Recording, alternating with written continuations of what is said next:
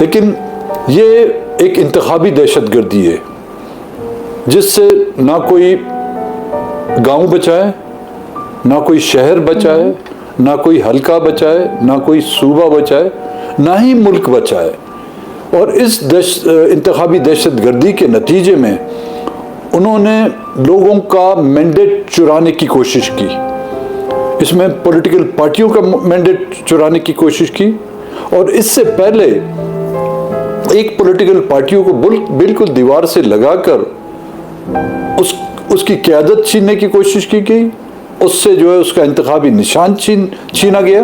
لیکن اس کے باوجود آزاد اراکین کے طور پر وہ ابھر کر سامنے آئے تو ان کو تو یہ کریڈٹ جانا چاہیے.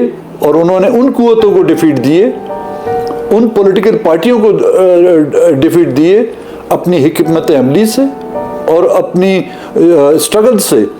جو پولیٹیکل پارٹیاں اور جو قوتیں ان کو جو ہے اس 2024 کے الیکشن سے باہر رکھنا چاہتی تھی. اگر یہ انتخابی دہشت گردی نہیں کی جاتی اور کسی کا سمبل نہ چھینا جاتا تو آج یہ نتائج جو آج ہمارے اور آپ کے سامنے ہیں وہ نہیں ہوتے. وہ نتائج بالکل اس سے 100% مختلف ہوتے.